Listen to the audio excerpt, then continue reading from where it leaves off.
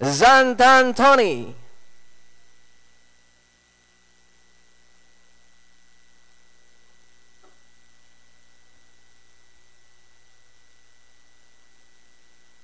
With a favorite number 1, Hari ng Yambo.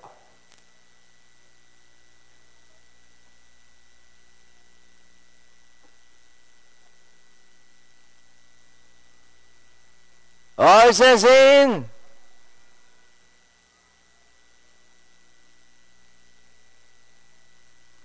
Horses out. We have Hari ng Yambo. Best to begin. Wind Turbulence is on the outside.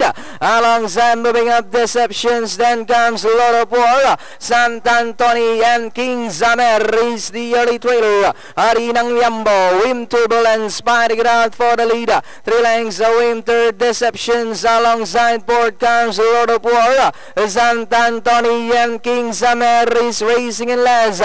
Now we have Hari ng Yambo, the leader now by about 2 lengths. Wind Turbulence in second, Deceptions in third, Lord of War in fourth, and in fifth comes Sant'Antoni and King Zamer is still racing him next, and it's still Hari ng Yambo leads the way by about 3 lengths. Wind Turbulence remains in second, Deceptions, Lord of War in fourth, Sant'Antoni and King Zamer, and it's still Hari ng Yambo by about 3 lengths. Wind Turbulence, Lord of War, Deceptions, Sant'Antoni and King Zamer. Last 400 meters, and it's still Hari ng Yambo by about 4 lengths. Lord of War in second, Wind Turbulence moving up King Zamer. Last 150, and it's still Hari ng Yambo. This time now strides away by about 6 lengths. King Zamer to take second, Lord of War.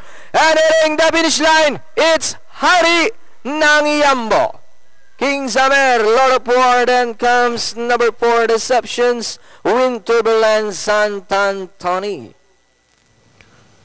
Congratulations sa lahat ng bayang karista dyan sa Hari ng Yambo OTB.